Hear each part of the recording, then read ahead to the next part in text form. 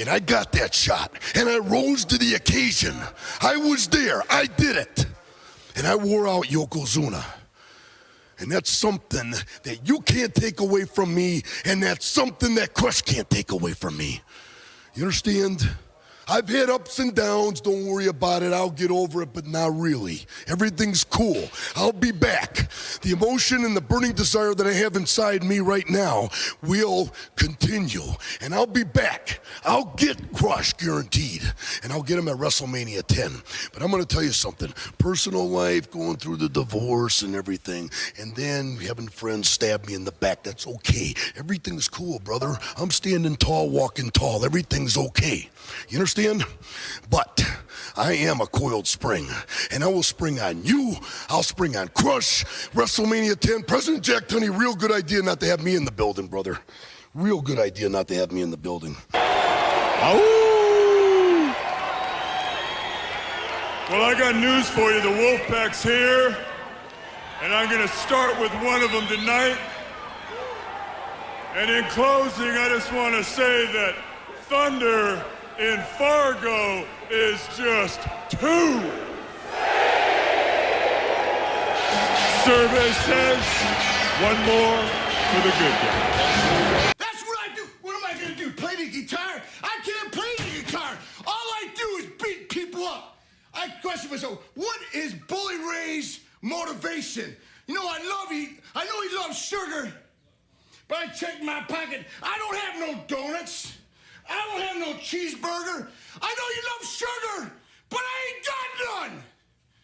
Bully Ray, you got 1 week to come up with an imaginary set of balls to get in the ring with me. Because next week, I'm going to beat your ass. Yeah!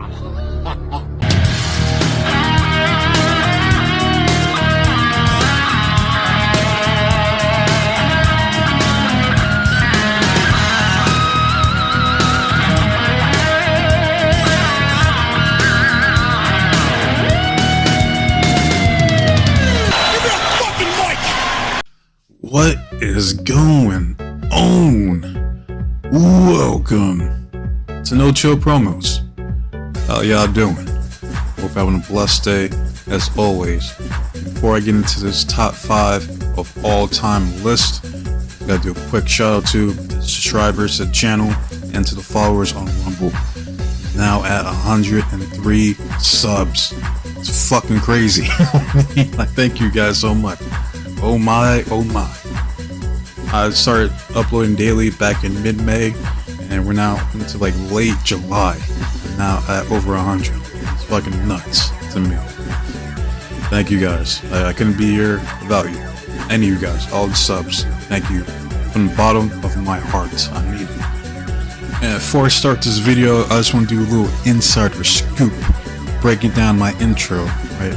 Like always ask, you know, what's going on, right? Because there is always, and I do mean there's something always going on in the world of professional wrestling, where it's some retarded tweet going on an X, a banger match I don't know about, a garbage match I haven't seen, you know, trash fucking pay-per-view, you know, somebody getting injured, somebody getting in trouble. There's always something going on. You know what I mean? That's why I say that every video. I want to know. I want to keep updated, you know what I mean? Then I say, welcome.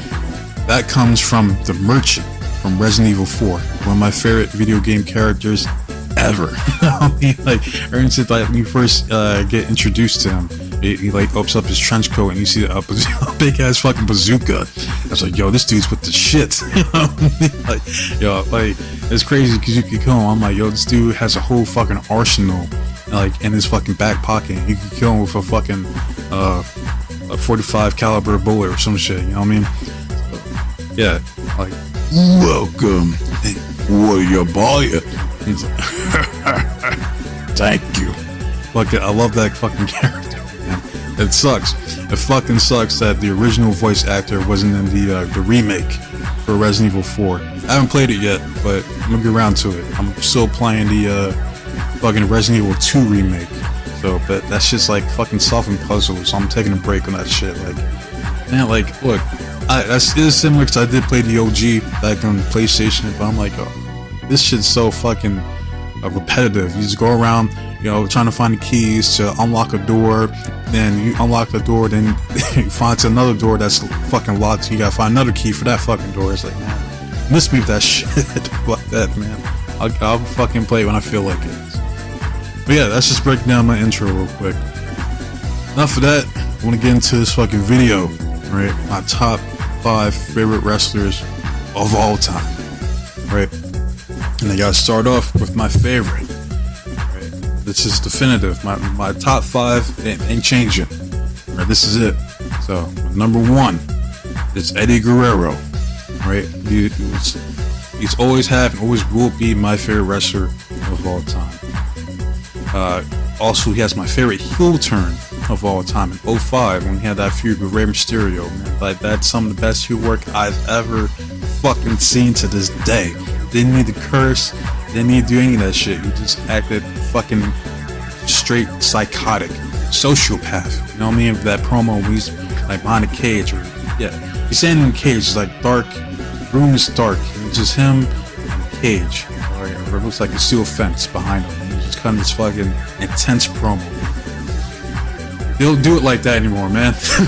Like, that's as good as it gets, man. Damn fucking shame. I mean, there's good shit here and there, but like that's how it's done. Plain and simple, man. And always growing up, and some of my earliest memories when it comes to wrestling comes back from like maybe like little 02, but really 03. That's where I can really remember like vivid memories of watching wrestling. Like I had little, bits and pieces in like 90, like late 90s, like 98, 99, but not really. Most of the shit that I can really recall remembering watching was like from like 02, really 03 onwards. Yeah, and every time there was like wrestling game, I always played as Eddie Guerrero first. No matter if it was like the storyline or just matches, I always had to play with Eddie Guerrero first. He was always my go-to. And I'm not afraid to admit this because, I was like a kid back then when this shit happened back in 05, but it was one of the very rare times that I've cried ever in my life when he passed away. It was like losing a family member. I still remember that fucking Raw, that episode of Raw, they did the tribute for Eddie. That was some sad ass shit. Like, I still remember, man, like I was fucking crying my ass off, man.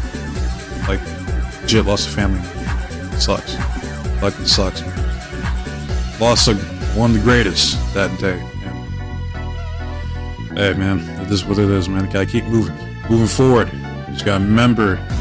Thank you for all the hard work and sacrifice that he made to entertain the fans for as long as he did. Thank you. Viva la raza, hola de homes. You know what I mean? Hey, rest in peace to Eddie, man. But he's forever my number 1. Like, never had a bad theme song. Even though my favorite theme song is the heel. This, matter of fact, I already said like his heel turn was my favorite. But this is my heel gimmick, heel character. It's Eddie Guerrero back in 05. My favorite theme song he ever had. Favorite heel turn. It's just perfect. Perfect. Down to the last minute detail. Right? It's just a shame that I know he wanted I think it was Batista. He wanted to put him over for the belt, but Eddie said no. Like, he was originally supposed to win the World Heavyweight Championship again for the first time, but he wanted either Batista or Randy Orton to win. That just speaks to the character of Eddie. Rest in peace, man. We move on. Gotta move on to number 2, right? And this number 2, I feel, is the GOAT, the greatest of all time. Ooh, yeah. Macho Man, Randy Savage. All right, this man, like, it's a shame. You don't think about it, man. Like, he could have been bigger than what he was if it wasn't for Hulk Hogan keeping him down. And he kept everyone down because it's Hulk Hogan. It's like fucking Tracy Smothers said. Like, he was never for the boys. He was for himself. He was a selfish fucking asshole. I mean, it's true. He's a selfish, racist asshole. Where you come to find out. But yeah, that's why, I got Macho Man be like, be a man, Hogan, you. Now, obviously, I couldn't watch him live because I was way before my time, But I went back and watched pretty much like all of his like feuds and highlights and promos on YouTube or Daily Motion, that fucking obscure website, watching his promos, man. Just like, like all those guys back then were fucking high off their ass off of coke. He's like, ooh, yeah, let me tell you something, Mean Gene. Yeah, I don't like Hulk Hogan. I don't like him at all. Yeah, I'm looking at the cream of the crop that rises to the top. Yeah. like, Elizabeth. And just, you don't do it like that anymore, man. This shit today fucking sucks. And yeah, I know it sound like old head, but I don't give a fuck, man. It's not my fault. Shit back then was way better. Like, it is what it is, man. Yeah. To this day, the two people I feel have the best Macho Man impression is Jay Lethal and Dan Soder. Soder, I think that's his name, from fucking Billions. It's a comedian. He had that podcast with fucking Big J Okerson. That dude. Tremendous fucking impressions, man. Like, best I ever heard. like they legit sound just like that, man. It's fucking nuts. Like, everybody, on that, like, any wrestling fan at one point tried to do a Macho Man impression. That's how fucking influential and charismatic he was, man. Like, I still remember that one episode of Wayne's Bros where Marlon does Macho Man impressions out of nowhere. Like, that's still to this day one of my favorite episodes of that show, man. But he is the GOAT, in my opinion. I've had great rivalries with fucking Hulk Hogan, fucking Ted DiBiase, Flair, Ricky Dragon Steamboat, to name a few. He was great on commentary. Never had a bad theme song. Had one of the best intercontinental matches at WrestleMania 3. Shame that I wasn't champion more often than he was, but you all know why. That don't work for me, brother. To this day, he is, in my opinion, the GOAT when it comes to professional wrestling. That's the standard. Macho Man Randy Savage. Rest in peace. And now I move on to number 3. That's hey yo, Mr. Scott Hall, Razor Ramon, the coolest wrestler of all time. There's no one cooler than Scott Hall, the best member of the Clique. It's between him and Mr. Perfect as the number 1, should have been the world champion at some point. I don't get it. I don't know, man can work in the ring, was charismatic as shit, can cut a promo, had the size, you had the look, what more do you fucking need? The only thing that did hold him back was his drinking. Even still, man, they could have fucking made him a transitional champion. Hey, it is what it is, man. But still doesn't take away from the fact that he is one of the best to ever do it. Like, to this day, I still use, he's the reason I even use toothpicks. Right, I always want to be as cool as Razor Ramon. Nobody can do that. I said this before in like one of my past videos, but the first wrestling show I ever went to, my girlfriend at the time surprised me with wrestling tickets, or tickets to the show, and like he was advertised to be on that show. And I was like, holy fuck! And I'm like, he was legit the only reason I'm even going to this fucking show. And I know they had like people like fucking Rebel's Fine Ass, and some other people. I think like Eric Young was on the show, somebody, but. Yeah, the whole reason I was gonna go is for Scott Hall. And we get there, and is he at the show? Does he show up at any point? No. He's like, man, the one and only opportunity I could have got to meet Scott Hall, one of my favorites of all time, does the show, shows the event. It fucking sucks. Like I said, there's only a couple wrestlers that I actually would want to meet in person, you know what I mean? Like, shake their hand, get an autograph and all that shit. He was one of them. It is what it is, man. Rest in peace to Scott Hall. And to this day, I still go back, on the occasion and just look up fucking promos of his. And he goes like, but who here in Baltimore came to see WCW? And then the crowd boos like, boo, boo. No, who here in Baltimore came to see the NWO? And the crowd loses their shit. It's like, yeah, woo. One more for the good guys. You know, don't worry about a thing.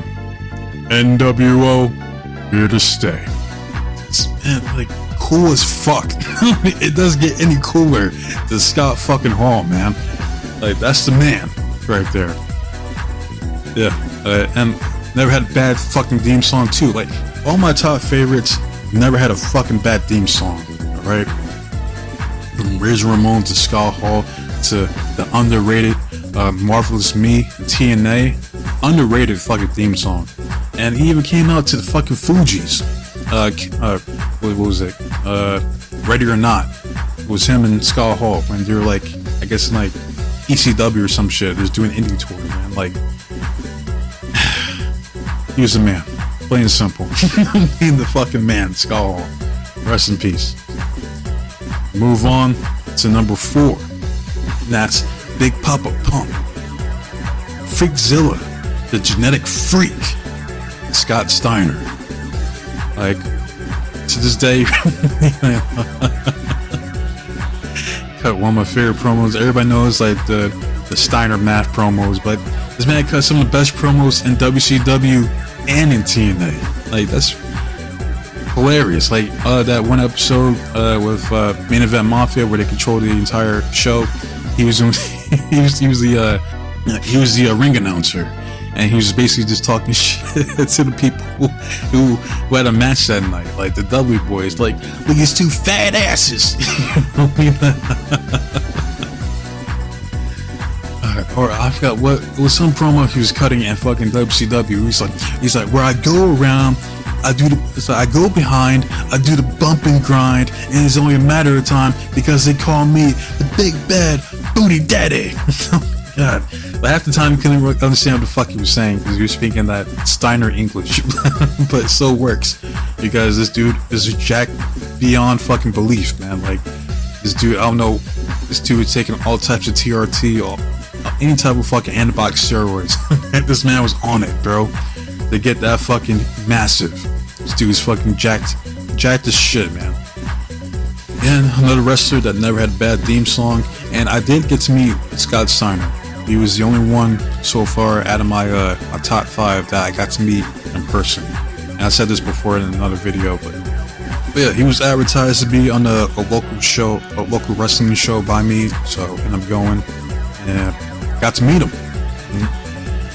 I know he seemed like he was just tired of being there, like he was ready to go. Like, fuck this shit, man. Because he was down on the end, and like when you first get there, you see fucking Jeff Jarrett, fucking well, this is like during intermission, but yeah, Jeff Jarrett right there on the first half. I'm like, I don't give a fuck about Double J, Jeff Jarrett, fuck out of here. So I went down, met Scott Steiner, shook his hand, got to talk to him for a little bit. Chill fucking dude. Despite the persona he creates, you know, on TV, he's a fucking chill ass dude. Yeah, like, got nothing but good things to say about Scott Steiner. You know, despite some of his crazy antics him and his brother did, you know, in the 90s. But love Scott Steiner. You know, he's easily my number 4 pick. I wish more wrestlers had the intensity that Scott Steiner had brought to the ring. I mean, I digress. Now I get to my number 5 pick.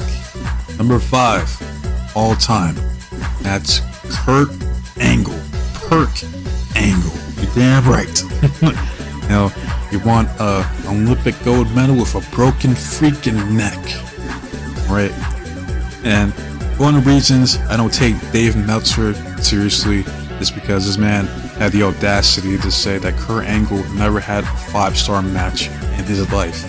Like, you gotta be out of your fucking mind. I mean, like, how do people take this dude fucking serious, saying some retarded ass shit like that, man? Fuck out of here. Like, oh, so his match with fucking Benoit at Royal Rumble 04, that's not a 5-star classic. His match with Undertaker at No Way Out 2006, That's not a fucking 5-star match. This match with fucking Smoke Joe at Lockdown 07. That's not a 5-star match. Or hell, even the match that he had with Brock Lesnar at WrestleMania 19, despite the fucking botch, that was still a fucking great match. That's not a 5-star match.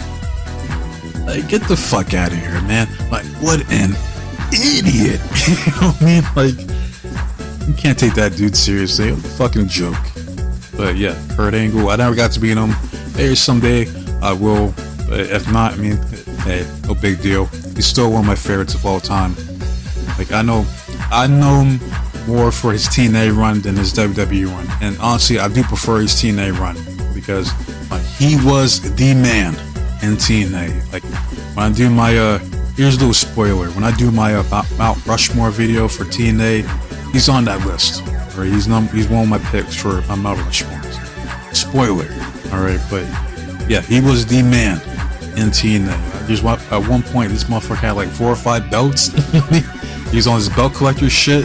Like, this man was wrestling like he had no care in the world. Like, his life didn't matter. And I think it plays off to the fact of the personal issues that he was dealing with at the time, with the addiction, his marriage, being on the rocks, and all that shit. And he took it out in the ring, man. Like, he did some of his best fucking work, in TNA, man, with his years. He was hopped up on fucking 20, 30, 40 perks a fucking day, man. This dude was wrestling his fucking ass off, man. That's how Perc Angle came to existence, man. And thank God he got his shit together, man. All those perks he was taking, that's fucking insane. I mean, it's a miracle he's even alive, taking all those fucking Percocets that he did. So, God bless him. Like I said this before, and I'll say it again, that we lost way too many wrestlers prematurely, man. It's some sad ass shit, man. It's fucked up, but yeah, I'm glad that Kurt is still here, man. But yeah, those are my top 5, man. Say all 5 had charisma, all were jacked, or at least in great shape at one point. All can cut a promo and all can work in the ring. I mean, like, hey, that's the standard, man. Like, simple as that, man. So, like, I was never like a real big fan of The Rock's, Stone Cold's, and all that shit. Like I like Rock more than I did Stone Cold. Like, he ain't my favorite. He ain't my top 10. Say that right the fuck now. Yeah. So that's all I pretty much got to say about this shit. So now I want to hear from you guys. I want to see your guys' top 5 list. Right? Like, it's supposed to be a fun video. I want to see your guys' top 5, and I expect to see different lists because we all have different tastes. You know what I mean? Like, I'll be surprised if I see someone's like number 1 be like fucking what's this fucking like Hornswoggle, some shit, some shit like that, man. Like, I don't care. Like, who your top 5 is. Just put that shit in the comment section. See what you guys think. Let's see what your guys' taste is like. You know what I mean? So yeah. That said, watch this video and my videos in its entirety. Thank you from the bottom of my heart. Again, I'm at over 100 subs, and it's not even in August yet. That's insane to me. Thank you. As far as my next video, probably gonna knock out this video request for Lola Vice's booking on the main roster. So I'll probably get that knocked out next. With that said, I waste enough of you guys' time. Be safe, be blessed, take care of yourself. I'm out this bitch. Until next time, adios.